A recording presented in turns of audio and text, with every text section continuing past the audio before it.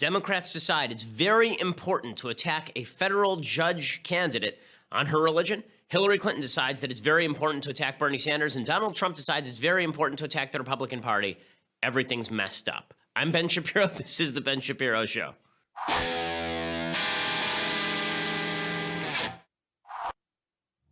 So you made it. Finally, we're all the way to a Friday, and we have the mailbag coming up a little bit later in the show. So if you're going to subscribe, now is the time to do it so you can be part of today's mailbag, where we will indeed be taking live questions. But before we get to all of the various topics of the day, and myriad they are, first, I want to say thank you to our sponsors over at Boll & Branch. So as I've said 1,000 times on the show, I'm really bad at sleep. Sleep is not my forte. But I used to be much worse at sleep. Thanks to Boll & Branch, I sleep a lot better at night, and that's because they make the best sheets on the market. They're so good that when I buy new sheets for my kids, the only sheets that I will buy are Boll & Branch sheets. That's how good these sheets are. These sheets are used by 3 ex-presidents and Bill Clinton's lovers, if he's one of them. And Boll & Branch sheets are just, they breathe, they're comfortable. You don't know that you're sleeping on a bad sheet until you actually sleep on a good sheet. It actually sort of spoils you. Once you sleep on a good sheet, you never want to go back to sleeping on the plastic tarps they give you at the car wash ever again. Instead, you're going to want to go over to Boll & Branch and get their sheets right now. Each of their sheets is crafted from 100% organic cotton. They not only feel incredible, they look great, and they are half the price of a typical sheet of this quality that you would get at some retail store, half the price for twice the quality. You will love the sheets. Try them out for 30 nights and see for yourself. If you're not impressed, you can return them for a full refund. I have yet to personally identify anybody who's actually done that because the sheets are just that comfortable. Go to bollandbranch.com today. It's BOLL and branch.com today. You will get $50 off your first set of sheets plus free shipping when you use the promo code Ben. Again, it's $50 off your first set of sheets plus free shipping when you use promo code Ben. $50 off plus the free shipping. And again, if you don't like them, you try them for 30 nights, you don't like them, feel free to send them back and they will refund them to you. Spell BOLL and branch.com, promo code Ben. Use that promo code Ben, $50 off, plus it lets them know that we sent you the most comfortable sheets on the market. Okay, so there is a lot to talk about with regard to President Trump and his move to the left on deferred action for childhood arrivals, basically saying that he now wants the DREAM Act, the same DREAM Act that he ripped Jeb Bush up and down for. We'll also talk about Trump going Democrat on the debt ceiling, what that means, why that's important. A lot of people today sort of brushing off the debt ceiling discussion. Well, we always raise the debt ceiling. What's the big deal? Well, raising the debt ceiling, you should at least get one of two things. If you're the governing party, you should at least get one of two things out of the debt ceiling. One, some sort of systemic change to spending that would actually make sure that you're not taking out as much debt in the future, right? You get some spending cuts in exchange for increasing the debt ceiling or extending the debt ceiling. Or two, you blow off the debt ceiling entirely for like another 18 months so you don't have to do this for every 3 months from now until the end of time so the Democrats can hold up the debt ceiling so that they can spend more money, right? You want to get one of those two things. Trump got neither of those two things. It's a bad deal, and it also puts a lot of pressure on Republicans because he also pushed forward a continuing resolution, a budget resolution that only goes through December. So now Republicans are basically stacked up. By December, they now have to pass if they want to do Obamacare repeal, they have to do it like basically in the next 3 weeks. If they want to do tax reform, they have to do it before December, and they have to do it with that deadline looming in December. Because remember, right now Republicans only have 52 votes in the Senate. That means that if they want to pass anything with 51 votes through reconciliation, then they need reconciliation rules require any bill you pass has to be revenue neutral. Well, how do you gauge whether a bill is revenue neutral? The way that you gauge whether a bill is revenue neutral is based on the baseline budgeting. Okay, it's based on the budget. So that means that they have to have a budget in place. So that means Democrats can hold up anything in December by saying, we're not going to pass any sort of budget. We're going to sit off on the sidelines and not pass any part of your new budget. And therefore, you can't even get a reconciliation ruling on some of these tax reform bills that the Senate wants to take up. It's really a problem. Basically, Trump gave them a lot of leverage come December. We'll talk about all of that. But first, I want to get to an issue that has been very undercovered. Right now, what we're watching in the United States, and it's very disturbing, is a loss of religion across the board in the United States. There's a poll that came out this week about evangelical Christians showing that a huge number of evangelical Christians were now uncertain on basic protocol principles, basic doctrinal principles, like, is promiscuity bad? I mean, these things are pretty clear in the Bible. You may not actually fulfill the mandate, right? You may sin. We all sin. We get that. But there are certain things that in Christian doctrine are pretty well clear. And doesn't mean that you uphold them personally or that you don't sin, but there are certain things that are pretty clear in Christian doctrine.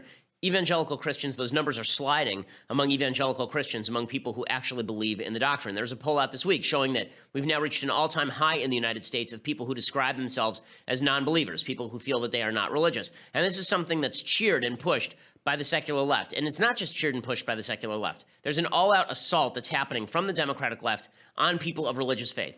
Because the idea on a lot of the left is that religion leads to these hard and fast rules. And these hard and fast rules are bad rules, right? They're ancient and they're bad and they're bigoted and they're backwards. And if we just got rid of all of those rules, then life would be so much better, right? Just get rid of religion. Force people to bring their religion up to snuff. If they're going to believe in religion, let them be spiritual, not religious, right? They can believe in some higher power, sure, as long as it doesn't actually impact what they do in the here and now. And we're going to browbeat anyone who actually believes this stuff. If you actually believe religious principle, if you actually believe religious doctrine, we're going to beat you up for it. So the best case in point that I've seen in recent history is what happened in the Senate Judiciary Committee. This would be now a couple of days ago. So there is a judge whose name is Amy Barrett. She's actually a professor at Notre Dame Law, and she's being appointed to the appeals court, the Seventh Circuit Court of Appeals, or she's being considered for that. And Dianne Feinstein, the senator from California, decided to go after her. Why? Because this law professor is a Catholic, and she wrote a piece years ago in which she suggested that if you're a Catholic and you have to sit in on a death penalty case, then you should probably excuse yourself. You should recuse yourself because as a religious person, you have a duty not to actually vote in favor of the death penalty. So the best thing you can do is recuse yourself. Now, note, there's a difference between recusing yourself and voting against the death penalty in a particular case. Recusing yourself means you don't get a vote. That's the purpose of a recusal. But the way that Dianne Feinstein and the Democrats played this was, well, she's saying that your religion should infuse your rulings. She's saying your religion should impact your rulings. That if your ruling is going to go against what you believe religiously, that she's saying that your religion should take precedence. That's not what she's saying at all. That's not what she's saying at all. But Feinstein basically goes after her and she says, listen, if you're a religious Catholic, you shouldn't be on the court. You shouldn't have a place in public life. Here's Dianne Feinstein from California. When you read your speeches, the conclusion one draws is that the dogma lives loudly within you. And that's of concern when you come to big issues that large numbers of people have fought for years in this country. Okay, so what they're really questioning her about is this 1998 paper that she wrote as a law student, along with John Garvey, who's now president of the Catholic University of America. This is according to The Atlantic. In the paper, the two authors explore whether a Catholic judge should recuse herself from death penalty cases if she would be unable to impartially uphold the law because of her religious convictions. The Pope and the American bishops have recently offered clear and forceful denunciations of the punishment, they said, and many Catholics feel morally obligated to uphold the teachings of the Church. In certain limited circumstances, they argue, federal judges should step back from involvement in cases that might raise conflicts of interest. They didn't argue that judges should step back from morally complicated cases all or even most of the time.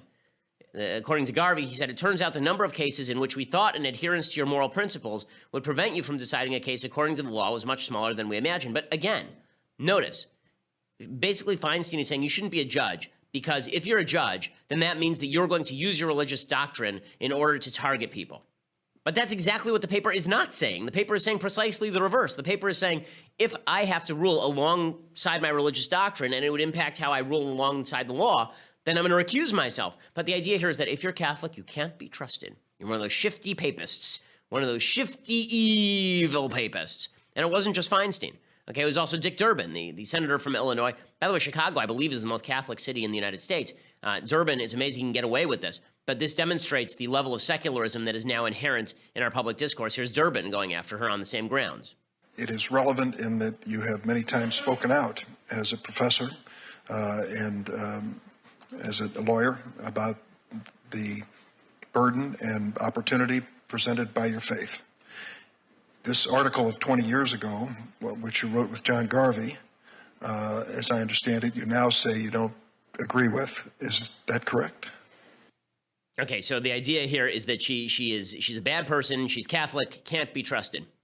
And this is what the left, hard left, truly believes about religion, moving into the mainstream left. Remember, Hillary Clinton said in the last election cycle that people who are religious, who believe certain things about same-sex marriage, for example, they have to update their religion to take account of the times.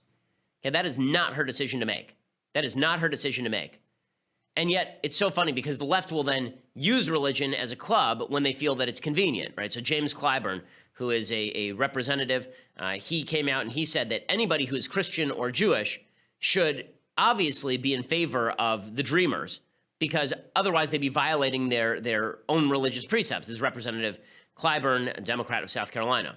They love this country, and many of them, this is the only country they have ever known. And for us to hold the children responsible for the sins of their parents defies who and what we are as a nation, and those people who believe in the fundamentalism of Christianity and Judaism ought to practice what we say we preach. Okay, again, so the idea is that religion is bad unless I wish to invoke it, in which case religion becomes good. Right? There's no actual concerted principle here. There's no actual line of demarcation. The Boston Globe ran a long piece this week talking specifically about Elizabeth Warren's faith. Okay, Elizabeth Warren is the most pro-abortion member of the U.S. Senate, but she's a deep believer. You know, she's a deep believer. Basically, religion is something that Democrats can say they actually like when it's convenient. But the minute that you actually say, my religious values inform my values generally, then all of a sudden you're a bad person, unless, of course, you're a leftist. Then if you're a leftist, then you can get away with it, no problem. This is a serious problem for Democrats, and I'm going to explain why in just a second. But first, I want to say thank you to our sponsors over at the U.S. Concealed Carry Association. So it's the middle of the night, and you hear somebody at the door. Not somebody knocking at the door, somebody pounding at the door, somebody breaking down the door, somebody breaking through the door. You go to your safe, you get out your gun, you load up, and then there's the guy, and you shoot him because he's in your house. What the hell is he doing there? Okay, you think this is where the story ends. You've just done something good. You've protected yourself and your family in your own home. That's not where the story ends. The cops show up. They're going to ask you a bunch of questions. They may arrest you because that's just the way the law works. Well, this is why you need to talk to my friends over at the USCCA. Go to defendmyfamilynow.com right now. They have a copy of a free guide that will uncover the 6 things you didn't know would happen when the police arrive. Again, it's called the 6 things you didn't know would happen when the police arrived, because the fact is, you think the end of the story is the shooting. It isn't. There's a lot more. And if you're not careful, you could wind up in jail for something that you shouldn't wind up in jail for. Go to defendmyfamilynow.com right now to get your copy of that free guide. Again, defendmyfamilynow.com. Also, they will provide for you insurance that prevents against loss in these cases, meaning that if you have to hire a lawyer, if you have to have bail, right? They have services that provide for all of these things. That's what defendmyfamilynow.com is for. And right now you get the USCCA's free guide that will uncover the things you need to know in case of a shooting scenario. Because again, you're not going to be immediately hailed as a hero. You may in fact be arrested. So defendmyfamilynow.com. Again, that's defendmyfamilynow.com for all that information, plus the free guide. Great people. They do wonderful work. Okay, so here is the problem. Right now, we're polarized along so many lines in the United States. We're polarized along racial lines. Barack Obama spent a lot of time between 2008 and 2016 polarizing us along racial lines for political gain. And I do think that there was an element in the 2016 election in which President Trump basically signaled to a lot of people that there was going to be a new white identity politics in response to the Barack Obama minority identity politics. Basically, Democrats said for years and years and years, there's this growing majority. Right, there's this new majority. It's not going to include white people, those horrible, white privileged, white supremacist jackasses. They're those people who have taken over the United States and used it for their own benefit for the last 200 years. They're going to be out on their butts. And a lot of white people said, wait, what the heck? Like, we didn't do any of that. Like, what? What now? And Trump said to them, listen, I'm your guy, right? I'm the guy who's going to defend you against the people who say that you need to not have any power in the system anymore. So a white identity politics sort of sprung up. And you can see that in the voting statistics. The voting statistics in the 2016 election cycle, I mean, if you look at blue-collar white voters, they voted overwhelmingly for President Trump. I mean, by a huge number. I'm looking at the numbers right now. And in these areas, whites without a college degree, whites with no college degree, well, okay, Disney, whites with no college degree, they shifted from about 25 points more Republican in 2004 to nearly 40 points more Republican in 2016. That's a massive shift. Okay, it's a huge shift. And basically they voted like a voting bloc, right? We're constantly talking about the Hispanic voting bloc or the black voting bloc. Okay, they voted like their own racial voting bloc, blue-collar white voters. They voted more Republican than Hispanics voted Democrat in this last election cycle, which is an amazing statistic. Right? It's a really incredible statistic. Okay, that's one polarization. Then we've been polarized along class lines. This is what Bernie Sanders wants to do. He wants to polarize us along lines of class, saying all the poor people versus the 1%, the evil 1%, which does include people like me, but don't worry, I am great, right? He wants to polarize us along those lines, and that's why you see Occupy Wall Street, and that's why you see all of these social justice movements designed to tear down the rich. And then you've got polarizations along sex lines. This is what Hillary Clinton was trying to do. There's a war on women, and that's why I'm not president, because there's a war on women, right? This is the routine that you got from the entire Democratic Party, Katy Perry and the like, that there was some sort of glass ceiling Republicans had set up, and we have to bust through it like a firework, right? That's what we have to do. And now the Democrats are basically driving a response on religion. This is going to be the next battleground. Democrats believe that there's a rising majority of people who are secular and don't like religion, and those people are going to form their new majority. And the more dismissive and derisive they are about religion, the more they will win. And people are going to backlash against this. There's going to be a strong religious backlash against this, people saying, you leave me the hell alone. And the problem with a backlash is every backlash has an element that is a little bit too far. So you will see people saying things like, let's re-enshrine some laws that are sort of religious in nature. There will be a few people who say stuff like that because they're backlashing. Okay, I don't think that'll be the great majority, but you are going to see religious people start to identify as a political bloc of their own. That's what you're going to see. None of this is good, right? We all used to be people of random colors, and that didn't matter so much. I would say even 10 years ago, before Obama's election, you look at the polls. We all used to be people in America who aspired to be rich, but we didn't rip each other down for what we earned, right? We all used to be people who were men and women, people who loved each other, but we didn't break each other down according to which member of this sexual identity group you were. And we all used to be people who had religion, didn't have religion, but that was your personal decision, and that could infuse your life how you saw fit. Small government allows for all of that. Small government means that I'm not going to use the government as a weapon against you, and you're not going to use the government as a weapon against me. But now religious people look at people like Dianne Feinstein, and they look at Dick Durbin, and they look at James Clyburn, and they look at Elizabeth Warren, and they look at Hillary Clinton, and they say to themselves, these people are coming after me. They're coming after my children. They want me to give up on how I raise my children. They want me to give up my religious values. They think they know better than I do right now. That's why the Masterpiece Cake Shop case that is going to go to the Supreme Court next year is going to be so crucial in, I think, the next step of societal breakdown. Very good shot that Justice Anthony Kennedy rules that you as a religious person cannot live out your religious faith in a business setting, even if it's your own business. That if I have a business and I say, listen, I'm not up for catering your same-sex wedding. You know, you're fine, but I'm not up for catering your same-sex wedding. I'm not using the government's crackdown on you. Good shot. The Democrats and Anthony Kennedy, all these people get together and basically say, religious people do not have the ability to live out their religious lifestyle. You know what that's going to do? It's going to mean that religious people vote 90% for Republicans. That's where this is going to go. Senator Mike Lee gets this exactly right. Senator from Utah, he says to Democrats, what you're doing right now is dividing the country. This country is divided enough. Millions of Americans feel that Washington, D.C. and the dominant culture despise them. And how could they not when they see their leaders sitting here grilling patriotic citizens about their faith like inquisitors? How could they not feel like their values are not welcome in this chamber, within this government? Religious freedom is of deep concern to me as a Mormon. My church, members of the Church of Jesus Christ of Latter-day Saints, have weathered extraordinary religious persecution.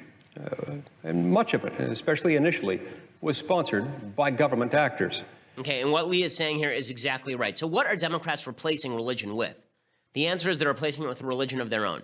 Best example of this. So yesterday, Betsy DeVos, who is the Secretary of Education, she rescinded the so-called Dear Colleague letter. The Dear Colleague letter was a letter from the Obama administration to college administrators, I believe it was 2013, and it basically said to them, if there is sexual assault or sexual harassment on your campus, then you are not allowed to simply dump it off on the police.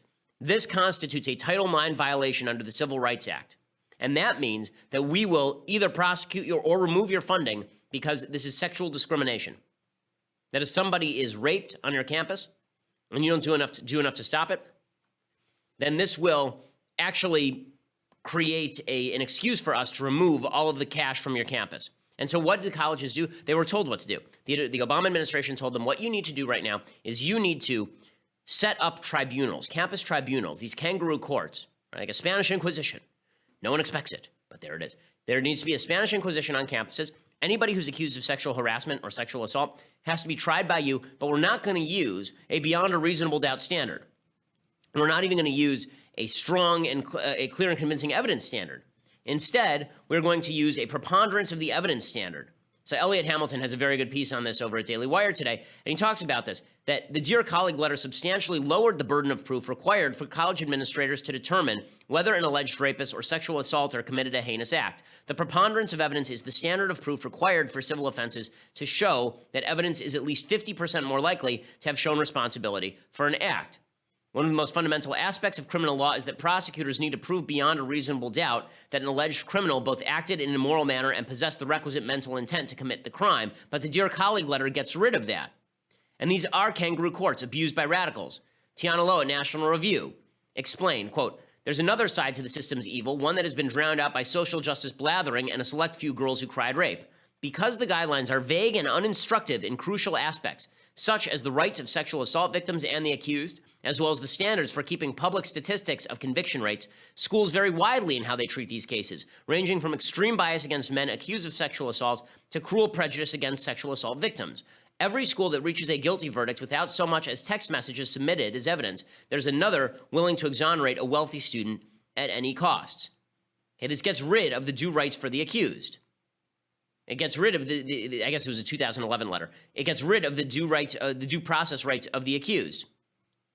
And this is obviously, it's obviously anti-American. It's obviously a serious problem. But what the Democrats do, what people on the left do, is they say, if you want any sort of legal standard actually upheld here for people accused of sexual assault, then that means that you must side with the rapists. You must side with the rapists. Sort of a new Salem witch trial, right? You're a witch if you float, right? If you decide that you don't like these standards, then that must mean that you are a witch, right? Obviously, you're pro-rape if you want people convicted of rape to actually have to have evidence proved against them. Okay, this is a religious standard, and that's because the left has a religious belief that anybody who claims victimhood must be considered a victim, unless, of course, you are a straight white male. If you're a straight white male and you claim victimhood, that's because you're a whiner. But if you're not a straight white male and you claim that you've been victimized in any sort of scenario, then that means we have to believe you without evidence. Now, you may have been a victim, okay? I'm not making light of people who are actual sexual assault victims. People who sexually assault, as I've said 1,000 times, should be put in jail for life, castrated, or killed. Or all three, okay? Like, all of these are acceptable to me. But the idea that you're going to set up your own sort of religious tribunal, that secularism doesn't come with radicalism, that secularism doesn't come with this sort of inquisitorial mindset of his own, it's just not true. Now, in a minute, I want to talk about what President Trump is doing to work with Democrats and what impact this is going to have on Republicans going forward. But first, I want to say thank you to Dollar Shave Club. So Dollar Shave Club is the smarter choice. Now, as an Orthodox Jew, I don't shave above my jawline with a straight edge, but I do shave below my jawline with a straight edge. According to Maimonides, that is perfectly okay. And I can tell you, the Dollar Shave Club makes the best razors. They make the best shave butter. When I use my DSC Executive Razor with their Dr. Carver shave butter, the blade gently glides, giving a really smooth shave. Okay, it helps prevent ingrown hairs and fights razor bumps. It's transparent for a more precise shave. You don't have all of the white gunk on yourself, so you don't have to worry about not being able to see the hair. Right, you're sort of randomly poking around with the razor trying to get the hair that's underneath. You don't have to do that with Dr. Carver's shave butter. It is awesome. And right now, for a limited time, new members get their first month of the Executive Razor with a tube of Dr. Carver's shave butter for only $5 with free shipping. And after that, they send you razors, right, for just a few bucks a month. You subscribe and they send you razors every month. That means that you're never going to be stuck with a dull blade, which is the worst. Try shaving with a dull blade. It is garbage. Okay, that's a $15 value for only $5. And in your first month box, you get an awesome weighty handle. The handle's really nice, a full cassette of 4 cartridges, and a tube of their shave butter. And then after the first month, replacement cartridges ship automatically at their regular price. No hidden fees, no commitments. You can cancel anytime you like. Join the club today at dollarshaveclub.com/Ben. That's dollarshaveclub.com/Ben. Again, when you use that /Ben, you get your first month of the Executive Razor with a tube of their Dr. Carver's shave butter for just $5 plus free shipping instead of $15. You get it for $5. Try it out. You're never going to want to go back to the grocery store and pick up the razors again. It's too expensive. It's overpriced. That's why Dollar Shave Club exists. Go check them out right now. dollarshaveclub.com/Ben. That also lets them know that we sent you. Okay, so in other political matters, President Trump has gone full Democrat on DACA, on the executive amnesty. He's also going full Democrat on the debt ceiling. Okay, and this is a serious problem. Okay, I'll let On the debt ceiling, I'll let Mark Meadows, who's one of the heads of the Freedom Caucus, explain why this is a serious problem with the debt ceiling, because it is a serious problem with the debt ceiling. I think the cliff that it sets up in December right before Christmas is certainly not good. But it does show, and you always look for a silver lining, and that's one of the things that I'm looking for is in this particular thing, it shows that the president is myopically focused on tax reform. I think what we have is certainly, were people blindsided? Yes. Was I surprised? Without a doubt. And I think for many of us, there was not a conservative solution out there. And so people want to criticize the Trump administration for making this call. We were talking about a clean debt ceiling, months ago. You and I talked about that months ago. And so as we look at this, if there's not a conservative alternative, why should you get surprised? Okay, we shouldn't be surprised. There is a conservative alternative. Meadows could have provided it, and Trump could have gone along with it, but Trump didn't do any of those things.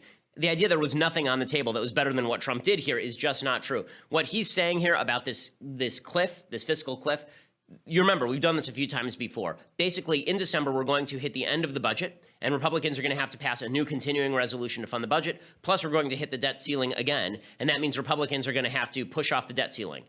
Democrats are going to try to extract some sort of concessions in return for the budget and the debt ceiling. Now, Meadows says, the good news is that gives us 3 months to pass tax reform. That's not true, okay? I like Mark Meadows, but he's not right here, okay? Ben Sasse is correct when Ben Sasse says the problem is that if we really wanted to set up for tax reform, then we would have gotten the government funded now and we would have pushed off the debt ceiling for longer than 3 months, because the problem is now Republicans know in the back of their mind they're going to have to make some concessions to Chuck Schumer in order for them to get the debt ceiling and the budget. And that means they can't push for such a harsh tax reform package because Schumer can hold it hostage. Right? Schumer can just say, listen, you're not going to get a single Democrat vote on that, and if you pass the tax reform, no debt ceiling increase, and no budget. Okay, creates a serious problem here. Pundit over at Hot Air gets this exactly right. He says, I think Trump honestly believes Democrats are going to fund the border wall in December as part of a grand bargain to raise the debt ceiling and avert a shutdown. He didn't want to shut down with them over that right now because the country is focused on storm damage and won't stand for a needless crisis of Uncle Sam's own making. But he does want to show down with them eventually, sooner rather than later. That's the best explanation I can manage for why he preferred a short-term solution to the long-term one. Unless, of course, he and his new friend Chuck managed to blow up the debt ceiling altogether before then. That also wouldn't be conducive to draining the swamp, but it would make fiscal standoffs much harder for conservatives like Sasse to engineer. So in other words, he's saying maybe the best rationale for Trump doing this is that he just didn't want to fight like this moment because of Hurricane Harvey. But he had the upper hand in this fight because if Democrats hold up funding for Hurricane Harvey, then Republicans win. We know this because Democrats actually did this over Hurricane Sandy and Republicans lost. Whichever party says we're going to hold up the debt ceiling because we don't like what you're doing with hurricane funding, pays the price. They pay the political price. That actually happened back during Hurricane Sandy, if you recall.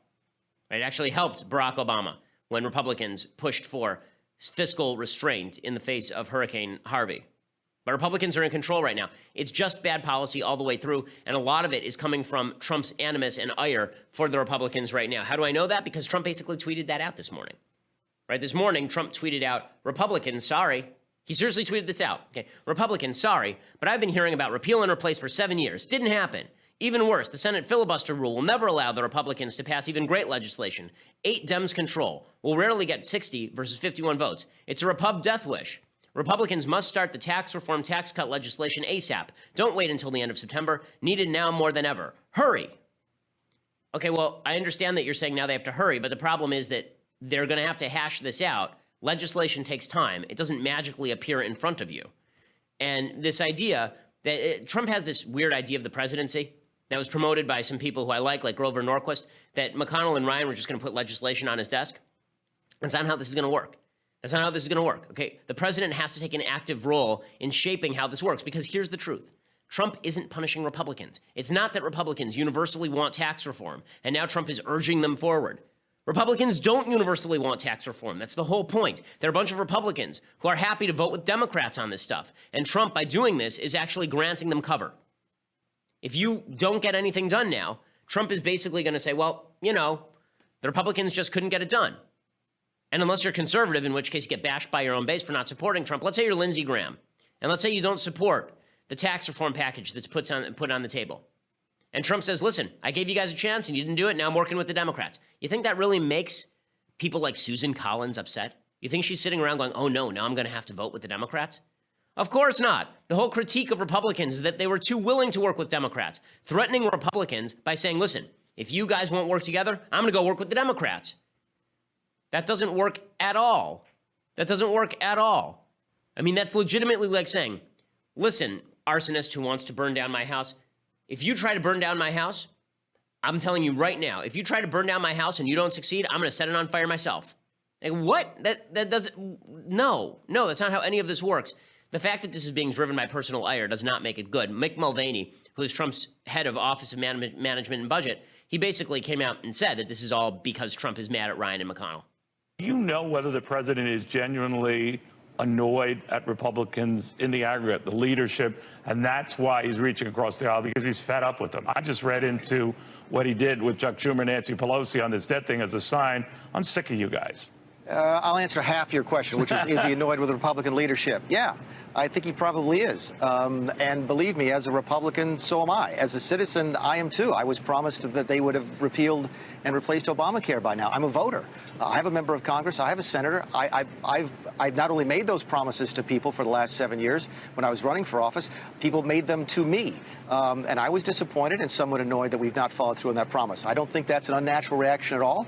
And to the extent that the president was annoyed by that, I think he's simply reflecting the opinion of many of the people in the country. I agree. We're all annoyed by it. I've been ripping on Ryan and McConnell all year long. I mean, of course we're all annoyed by it, but the solution to being annoyed by it is not to go over to the other side. I mean, that was the entire logic of Trump versus Hillary. Literally the entire logic of Trump versus Hillary was, we have to stop the Democratic agenda. It's not stopping the Democratic agenda to vote with Pelosi and Schumer. Okay, that's just madness, what we're talking about right now. And by the way, if you think that this is all just a slap at Paul Ryan and he's really upset and Mitch McConnell, they're sitting around crying into their beer because Trump is working with Pelosi and Schumer, recognize something. Republicans just passed Trump's deal with Pelosi and Schumer with majorities in both houses. Okay, here's Paul Ryan. Literally yesterday, two days ago, Paul Ryan said that any attempt to connect Hurricane Harvey funding with the debt ceiling was ridiculous, irresponsible, terrible. Trump flips, and boom, look at Paul Ryan now. We're getting hit with 2 hurricanes. We're still dealing with Harvey in Texas, Louisiana. We're just now getting hit with Irma, and he wanted to make this a bipartisan moment. He wanted to make this a bipartisan moment where we weren't fighting each other up in Washington about hurricane aid. He just wanted to get it done, get it out of the way so that aid is flowing to the states that need it right now so that we can go and then focus on things like tax reform. So it's perfectly reasonable and rational why he's doing what he's doing. Okay, 1 second ago, he said this is the worst idea ever. Trump does it, and all of a sudden he's fine with it.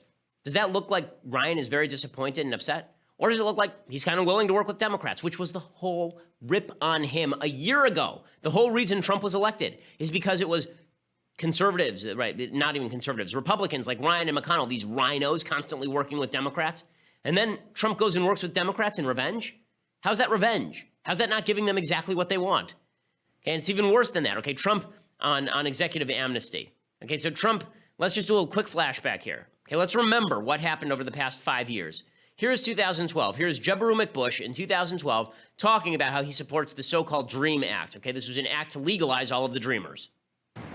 If the law says clearly that you have a case-by-case right to review cases, and you blanket say 800,000 people comply, that is way beyond the purview of executive power. So I don't support that. I think to use the power of the presidency effectively, you don't have to use it for cynical reasons, and you don't have to use it beyond what the Constitution allows.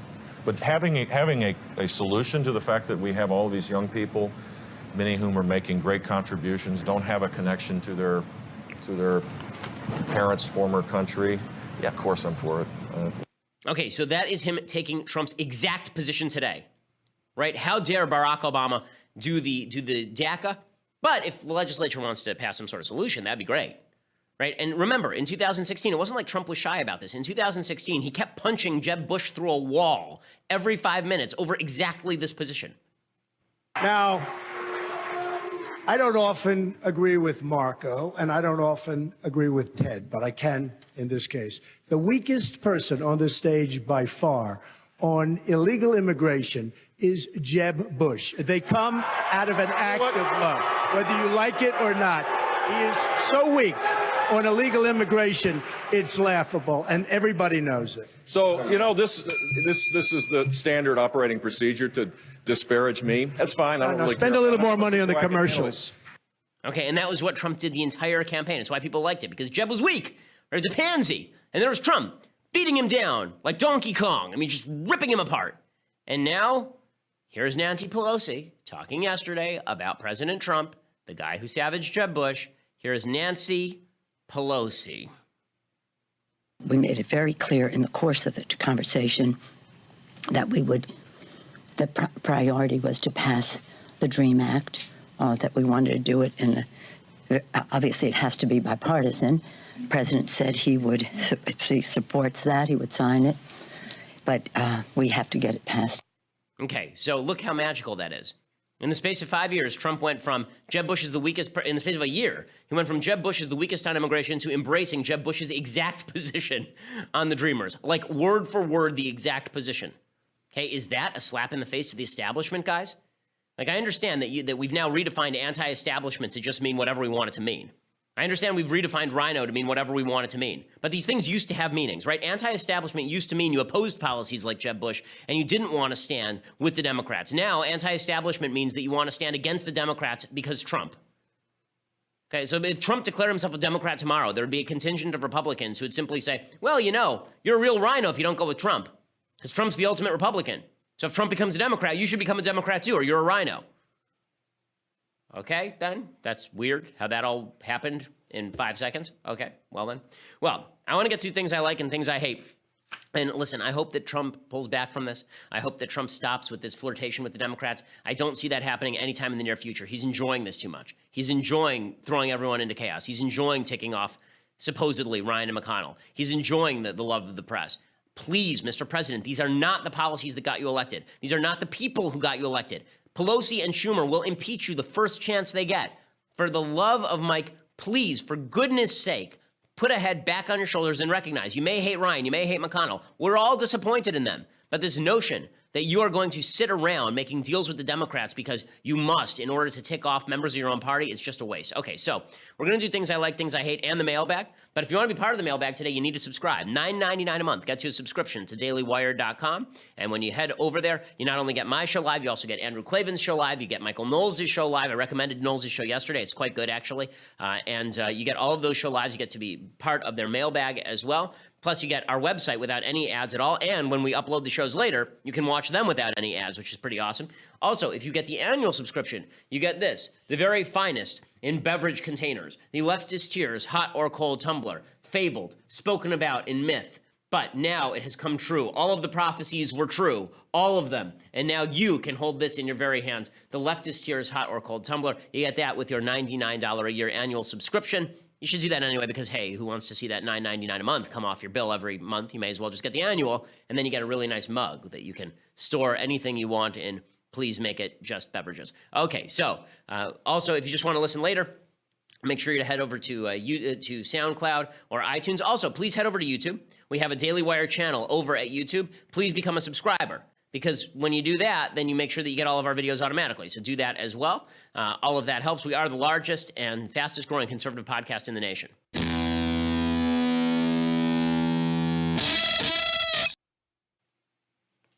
Okay, time for some things I like and then some things I hate and the mailbag. So things I like, before I get to an entertainment thing I like, I first want to point out that Berkeley has now released the tickets.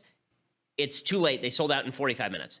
In legitimately 45 minutes, they sold out 1,000 tickets. Okay, they cut off the other 1,000 tickets because that's what Berkeley does, because they're afraid Antifa was going to come in and grab chairs and fling them over the railings and murder people, basically. But Berkeley should obviously release the other 1,000 tickets. Okay, we have at least 3,000 people who want the tickets. At least 3,000, probably more at this point. Probably 4,000 or 5,000 people want the tickets, and Berkeley has restricted the venue because they can't protect it. But they're taking security measures that are absolutely amazing. I mean, the security measures that they're taking because of Antifa are extraordinary. They're actually locking down 6 separate buildings, apparently. 6 buildings outside the one I'm speaking in. Okay, in a campus-wide email on Thursday, this is according to James Barrett over at Daily Wire, Berkeley's executive vice chancellor and provost, Paul Alivisatos, detailed the steps the university is taking in order to keep things on campus from devolving into chaos because I am arriving. Apparently, They are locking down a bunch of buildings. They're shutting down multiple buildings and parking lots to create a closed perimeter around Zellerbach Hall, where I am speaking. I mean, this is scary stuff, folks. They're creating a secure perimeter by shutting down buildings, providing alternative options for faculty, staff, and students so they can try to engage in their regular academic activities without fear of violence erupting. So if there's still classes going on around that time, they're trying to find them alternative classrooms with police guards, basically, so that Antifa doesn't attack normal students. Imposing special restrictions on tickets and IDs. You have to show up. They're only selling them one at a time. You can't buy a block of tickets. So everybody has to show up and personally show an ID in order to pick up the ticket, which is an insane process. And they're offering support and counseling services for faculty, staff, and students because I might hurt your feelings. So obviously the real threat here is not the people who might throw chairs into the audience. It's me, because I might hurt your feelings. Oh, you need some counseling. Antifa, by the way, has released its own poster. They don't call themselves Antifa. They call themselves Refuse Fascism. But I am a fascist, apparently, despite the fact that I have spent my entire career being anti-fascist and ripping the alt-right and suggesting the alt-right are garbage people with garbage beliefs and fighting fascism my entire career. No, I am the real fascist. It's pretty amazing. Also worth noting, the Berkeley Student Senate wanted to pass a resolution condemning Berkeley subsidizing my event next week, but it failed by a vote of 15-5. That vote failed by a vote of 15-5. Because there are a bunch of student senators who were upset that the resolution was too broad. He wanted to create two bills, one condemning the subsidization of my event and the other condemning hate speech in general. And that's because they didn't want to lump me in with other people who were engaged in hate speech. So good on some of the Berkeley students who recognize that not all speech is exactly the same, although the hate speech notion itself is sort of ridiculous because it's absolutely changeable under any circumstances. Okay, so the event at Berkeley is going to go forward. If you're upset that you can't get a ticket, feel free to call in and register your disapproval politely, always be polite. We're the good guys here. Okay, so be polite. And I will see you at Berkeley, and I will give you more updates next week. I mean, this is dangerous stuff. Locking down full buildings, craziness. Wow.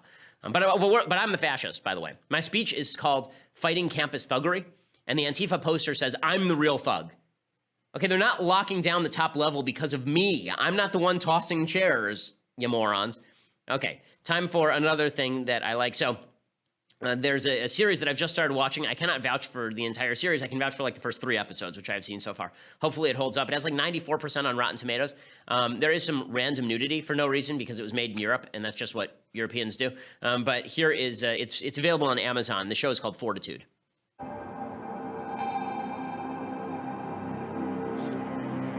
We live on the one place on Earth we're guaranteed a quiet life.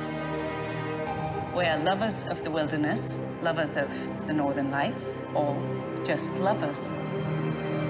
Can witness the wildest things they'll ever see from the safest place on Earth. Hello!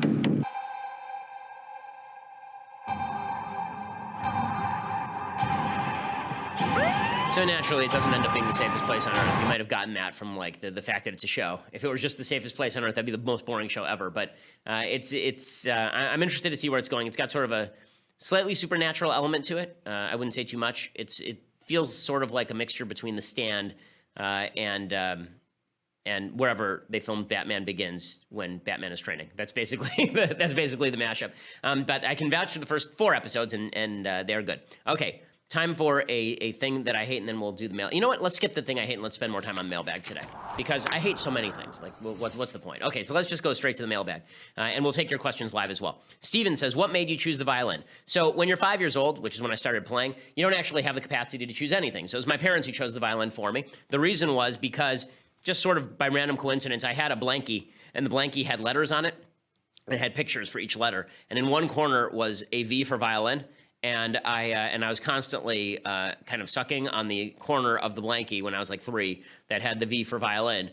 And so they said, okay, violin it is. And I ended up being good at it. I think I'm going to get my kids started on instruments soon. The oldest one is 3.5, and I think that next year when she's 4, I'm going to get her started on an instrument. She says she wants to play cello, interestingly. She's a very sophisticated 3.5-year-old. Like, really, when we are in the car, I say, what do you want to listen to? And she'll say The Firebird, like by Stravinsky. Right? She really says this. Like the music that she likes, she also likes Beethoven's Sixth. She likes a lot of the music from Fantasia. And also she likes In the Hall of the Mountain King by Grieg. These are some of her favorites. Okay, Jonathan says, John, he says, Dear Ben, I'm wondering what your opinion is on the drinking age. Some people argue if you're able to go to war and vote, you should also be able to drink. Do you agree with this? Yes, I agree with this. If you're old enough to make a decision about voting, you're old enough to make a decision about drinking, and also don't make stupid decisions generally. But yeah, if we're going to set the voting age at 18, or you can serve in the military at 18, or get a job at 18, yes, you should be able to drink if you see fit. Devon says, thank you for all the great content. I'm a store manager for a large company. My company loves to hire 18 to 22-year-olds for high-pressure sales jobs. I'm having trouble getting them motivated to do the work necessary to be successful. Any suggestions on managing immature young people?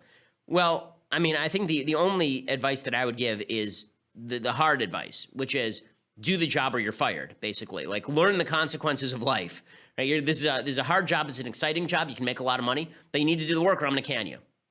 Right? Kids need consequences. This is the funny thing about parenting now is that as a parent, I know because you love your children so much, and this is true of young people. You love your children so much that you think that the worst thing you can do to them is set boundaries and rules. Kids like boundaries and rules. They want to know that the world is safe, and they want to know that there's a set of rules that if they follow, everything is going to be okay. This is also true for people who are 18 to 22. It's true for all people that they want to know what the rules are. They want to know the rules of the game.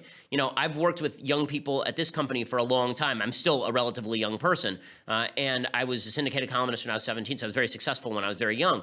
But when I work with young people at the company, basically they know you have a responsibility. Your responsibility is to produce X. I'm not going to micromanage you, right? If I hired the right person, I don't have to micromanage you.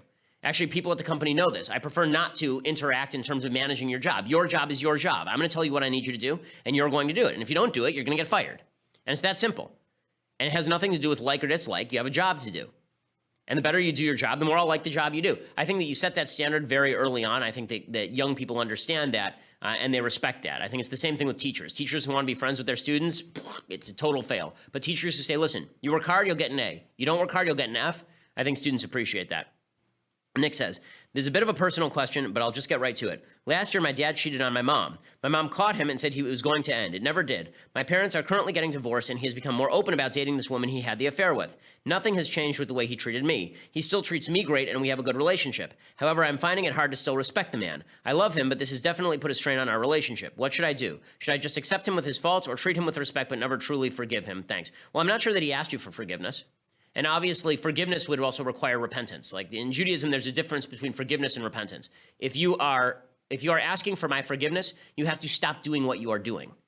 Okay, you can't just, if you're punching me in the face and in the middle you say, I'm really sorry, and then you punch me in the face again, I can't forgive you, okay? The whole point of you repenting is that you stop doing what you're doing. Now, in this particular case, it sounds like your parents are currently getting divorced and it's not getting put back together. I think that your best move is probably just to accept that your dad is a deeply flawed human being. I don't think it's inappropriate for you to be angry at your father or feel anger with him. Your feelings are totally justified, I think. But if you want to live a happier life, I think that you're going to have to just accept that your dad is a flawed person, that the relationship between your parents is really between them. I think your mom will probably understand this as well. And I listen, if God forbid that happened with my parents, I would certainly have trust issues with my father for the rest of his life, for certain. So I can't blame you for having those trust issues. But I think that reliving this over and over is not going to be a productive experience if you want to have a relationship with him. If you don't want to have a relationship with him, then that's a choice you can make as well. And that also, I don't think, is a completely unreasonable choice. Alexander says, hey, Ben, why is tribalism acceptable in religious contexts like Judaism, but unacceptable in political contexts? So tribalism in Judaism is supposed to be about the ideas of Judaism. So religious tribalism is about the ideas. Okay, ethnic tribalism is about nothing having to do with ideas. It's about outward manifestations, right? It's about race or sex or stuff that's not supposed to make a difference, right? There is a real philosophical and political difference between Judaism and other religions, just like there is between Christianity and other religions or Islam and other religions. These are distinctions that make a difference in how you lead your life. So there can be ideological tribalism. That's not really tribalism, that's ideology. Now, what's weird about Judaism is that Judaism does have an ethnic component, but you can convert into Judaism, right? It's not purely ethnic. If you decide that you want to become a Jew, you can convert and become a Jew. If Judaism were purely ethnic, then the suggestion would be that you can't become a Jew no matter what, and that if you and therefore we only accept people of a particular bloodline. That's not correct. If you want to convert, we will accept your conversion. We also don't believe, by the way, that if you're not Jewish that you can't get into heaven or be a good person or anything. It's one of the weird things about Judaism as opposed to other religions. We're not exclusive in our access to God or heaven. So that's worth noting as well. The people ask me all the time from a Jewish perspective, and I'm not going to give the halachic, the Jewish perspective. I'm going to give my own perspective. Now, there's a lot about ethnic Judaism in Judaism, this idea that you have allegiance to people who are ethnically Jewish. Okay, I don't really feel strong allegiance to people who are quote-unquote ethnically Jewish just because they were born and have a last name that ends in Gold or Steen. Like, that doesn't seem to, like, Noam Chomsky, if I had a choice between saving Mathis and Noam Chomsky, that is the easiest choice in the world. Neither. No, the easiest choice in the world would be Mathis, obviously. Noam Chomsky's a garbage human being. I'm not a big fan of the idea that ethnicity defines your goodness or badness. The ethnic Judaism just has to do with who is considered a Jew initially in Judaism and who can be part of the Jewish people. But again, you can convert in. And Shawnee says, Dear Ben, my question is, in the eyes of God, how is killing during war different than murder? And what about collateral damage when so-called innocents lose their lives? FYI, totally obsessed with you, not in a Glenn Close Fatal Attraction type of way, but really close, LOL. Well, that would explain the dead rabbit. But as far as how is killing during war different than murder, killing during a war is different than murder because presumably the people on the other side are trying to kill you, so it's more self-defense. This is why there's all sorts, reams of religious literature and moral literature about what justifies war. Is preemptive war justified if you're protecting your own life? The idea of a purely aggressive war is sort of foreign to moral concepts. The idea of I'm just going to go to war because I want your resources. Most moral people don't believe that's a thing. But if you are fighting an army that's determined to conquer you, invade your rights, kill you, change your way of life, then that changes the math somewhat. As far as collateral damage, this is a serious problem that moral people also have to consider, which is if I have to fight that army, how guilty are the innocents who are associated with that army? So this actually has a lot of moral complexity to it. So going back to the time of Napoleon, before Napoleon, actually these were very easy questions because there were civilians and then there were people who were military. And the military people were basically lords who would ride around in their armor and hit each other. And then they'd have armies that they hired to hit each other. And they'd go out to the middle of a field and fight each other. That made things a lot clearer. Napoleon was the first world leader who actually integrated civilian with military. So he said all Frenchmen are now soldiers, right? If you are a Frenchman and you have a farm, your farm is now a stock place for goods for the military. There is no distinction anymore between civilian and military. This move has really changed the nature of warfare in large scale. So has democracy, because the argument is made that if you voted for Hitler, then you're part of Hitler's army, sort of. You know, it's an argument, but the chief rule for moral folks is you try to avoid collateral damage as much as possible. That's why that's why the Geneva Conventions exist. It's to try to avoid collateral damage. It's also why it's so incredibly stupid when people say that terrorists ought to have rights under the Geneva Convention. The whole point of a terrorist is that a terrorist hides in a civilian area not wearing a military uniform. The whole point of the Geneva Conventions is to try to make your enemy wear a military uniform so you know who it's okay to kill. If they hide as a civilian and they hide in a civilian area, you don't know who it's okay to kill, and then you end up killing a bunch of innocent people. That's the whole point. It's why you shouldn't give the same right to people who dress up like civilians and then act as terrorists as people who are in military uniform, right? This is why there's an in uniform, out of uniform distinction in international law. Joseph says, hey, Ben, what does cruel and unusual punishment mean within the context of the Bill of Rights? Everyone I see mention it uses a subjective interpretation, but I feel as if that's not what the founders intended. Thanks. Well, so I believe in the Clarence Thomas, Justice Scalia originalism view of cruel and unusual punishment. So you'd have to go back and look at what was considered cruel and unusual at the time. There's this very, very weird notion on the left that cruel and unusual punishment includes the death penalty.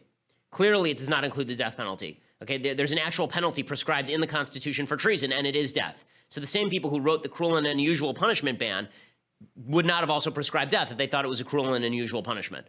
What they're probably talking about is forms of torture that were used pretty commonly at the time in monarchies, and you can look up the forms of torture that were used largely at the time and considered cruel and unusual, but you have to go back to the time and measure it by those standards. Seth says, it was taught to me in college that 51% of refugees are children. Can you explain the difference between refugees, asylum seekers, and other migrants to show that the threat of a heavily young male migrant population is real? So there are asylum seekers. These are people who presumably, legally speaking anyway, these are people who presumably are coming from a place where they are in danger, and we try to grant them asylum to protect them from the country where that they are fleeing. There are refugees, where people of any sort who are just fleeing from a dangerous country, right? They're not specific targets. Asylum seekers usually are specific targets. Refugees are just people fleeing from a bad situation. And migrants are people who are coming for work. So a lot of the people who are coming to Europe right now, a huge percentage of them are male, and they're young, and they're setting up. So the argument is that a lot of them are coming over and setting up sort of a financially secure situation before bringing the rest of their family in. But this also does create some questions about whether these are actual refugees or they're more economic migrants. Are these people who are using the refugee situation as a lever in order to get into Europe, or are these people who are actually fleeing? If they were just fleeing, just getting out wholesale, you would expect more women and children. Sayaz says, what are your thoughts on price increases during natural disasters? Do you think it's acceptable under supply and demand principles, or do you think it's wrong and should not be done? So I think that supply and demand let's put it this way. Let's say that you're a grocery store. You have 100 bottles of water in your grocery store, and there are 400 people who want the bottles of water. How exactly are you going to decide which 100 people get the bottles of water? Is it wrong for you to say the people who can afford the bottles of water ought to get the bottles of water? Should you go to first come, first serve and not raise your prices?